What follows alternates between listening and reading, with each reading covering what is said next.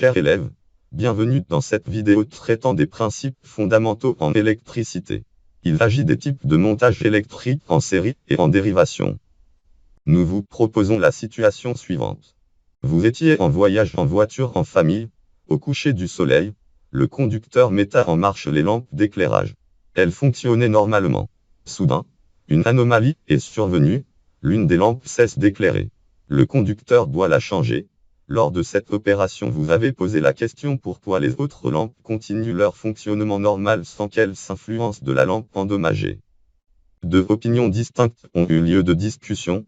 La première articule sur que les éléments électriques dans la voiture sont montés en série.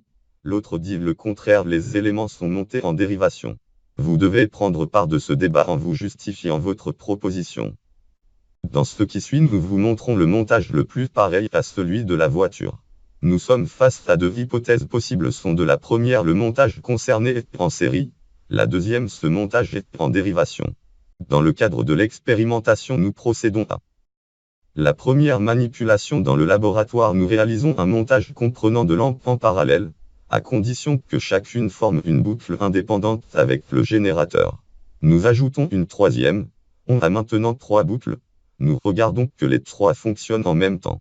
Si on enlève une, ou bien on la remplace par une autre défectueuse, on observe que les deux autres continuent de fonctionner. Conclusion: dans un circuit en dérivation, si une lampe est grillée ou dévissée, les autres récepteurs continuent de fonctionner de manière indépendante. La deuxième manipulation. Nous réalisons cette fois-ci un montage en série comprenant deux lampes, l'une après l'autre dans la même boucle avec le générateur. Si nous ajoutons une troisième toujours en série, on a maintenant les trois dans la même boucle. Nous regardons que les trois fonctionnent en même temps mais pas de la même façon qu'on a constaté avec deux lampes seulement.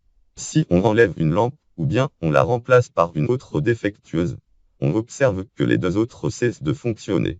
Nous concluons donc que dans un circuit où les composants sont de série, si une lampe est grillée ou dévissée, les autres récepteurs cessent définitivement de fonctionner. Donc d'après toutes ces expériences, à vous de conclure le type du montage électrique automobile. Bravo, c'est un montage en dérivation dit aussi en parallèle.